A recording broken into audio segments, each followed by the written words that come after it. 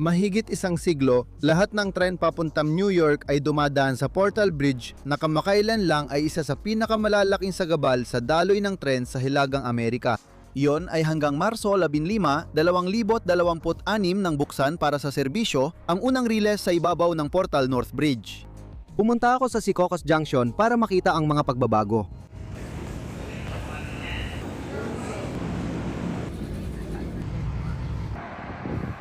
Mahigit 100 taon nang dinadaanan ng mga tren ng Ilog Hackensack sa Portal Bridge. Binuksan ito noong 1910 at bukod sa edad, may problema rin sa operasyon nito. Ang Portal Bridge ay swing bridge na bumubukas para sa mga sasakyang pandagat, kaya natitigil ang tren tuwing ginagawa ito.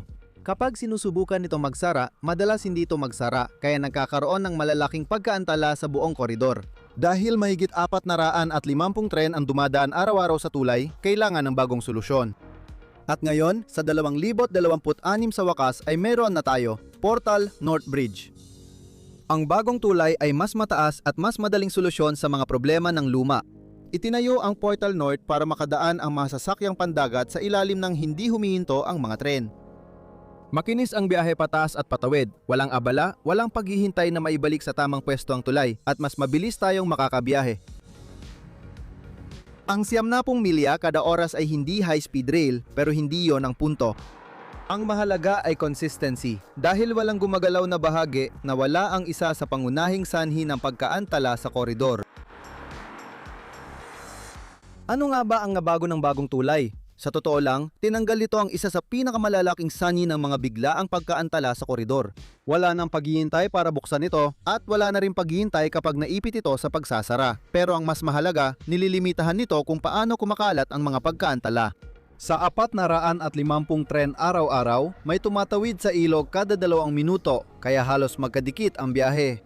Ang aberya ay nakaapekto hindi lang sa susunod na tren, kundi sa lahat ng kasunod nito. Mas naging predictable ang serbisyo matapos tanggalin ang Portal Bridge. Hindi man bumilis, mas maaasahan na ito na siyang layunin.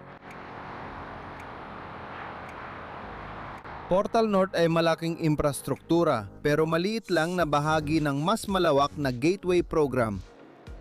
May mga paparating pang pagpapabuti sa pagitan ng New York at Newark tulad ng 2 bagong Hudson River Tunnels at Portal South Bridge para magkaroon ng 4 na pangunahing riles papasok at palabas ng Big Apple. Kahit mag-isa pa lang, malaking tulong na ang Portal North. Isa pa lang ang bukas na riles, pero malapit ng buksan ng pangalawa. Isang hakbang ito sa tamang direksyon at patunay na paparating na ang bagong henerasyon ng Northeast Corridor. Mas maraming tren, mas mabilis na serbisyo at mas kaunting bara sa daloy. Lahat ito ay malapit ng mangyari.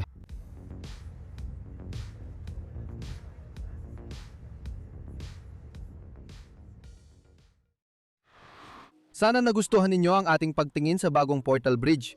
Alam kong ibang estilo ng video na ito, pero mahalaga ang proyektong ito kaya kailangan talakayin.